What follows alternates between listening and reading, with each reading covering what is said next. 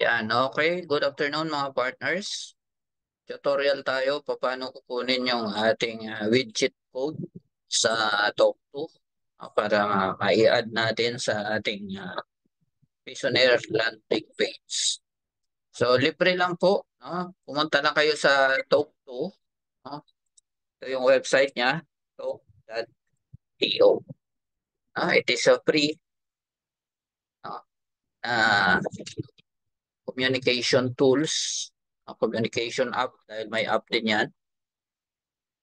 Kung saan pwede nating magamit sa ating mga web, web page, sa ating landing page, sa Visionaire or sa kahit anong business po natin.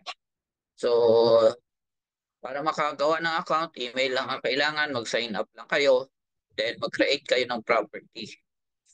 You can create as many as you can ng property. So, in this example, create tayo ng property na Visionaire.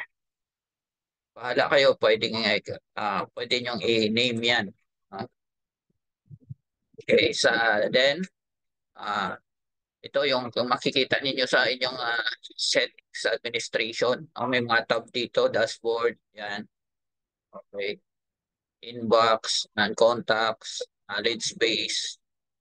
Diyan sa knowledge base, diyan kung ginawa yung ating show meetings. Show meetings natin. Yan, diyan. Okay. So, back tayo. Then, click natin dito sa administration. Punta tayo sa channels. Makita nyo dyan, meron dyan chat widget. Click nyo yung chat widget. Then, ito yung kukopyahan ninyo ng code. So, nakita ninyo, pwede nyo i-copy to clipboard dyan. Okay? Copy to clipboard. Then, mag-open tayo ng notepad. Yan kayo ng sample.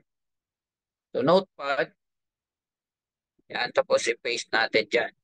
Okay, doon sa ating Visionaire, ang kailangan lang natin ay kopyahin ay ito. Ito. Yan. Itong hinighlight ko. Copy natin yan. Copy. And punta tayo doon sa Visionaire natin. Tutorial ito, mga partners. Para sa gawa ng inyong landing page na mailalagay ninyo yung Talk2 ninyo na chat widget. So, login tayo. Okay.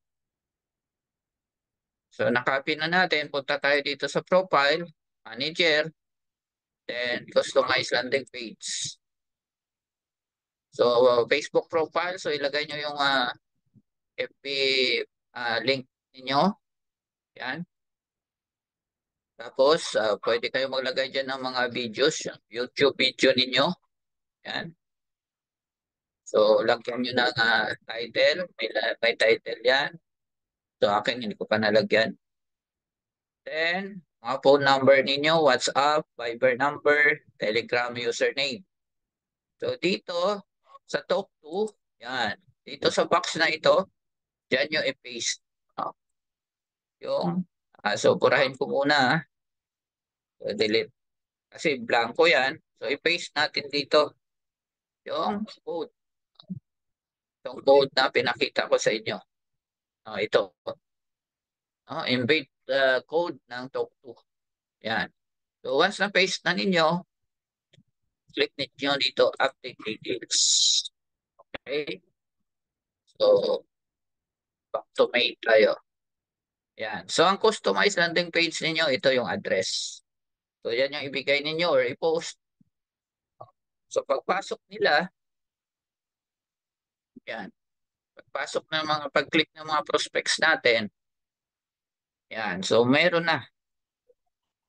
May chat widget na siya. Yan, tingnan ninyo. Pwede na sila dyan mag-chat. So, ma-customize nyo din yan. So, yun sa akin, nilagyan ko ng video, pero later on, ituturo ko din siguro sa inyo. Matatagalan kasi tayo. So, yung basic lang muna na paano pag-add ng chat widget sa landing page. Ito, tinuturo ko ngayon. So, I hope po may natutunan kayo sa ating tutorial, partners. Ganun lang po. So, happy sharing. Share lang natin ang share yung ating Visionaire. Okay? So, salamat po. Stop recording tayo.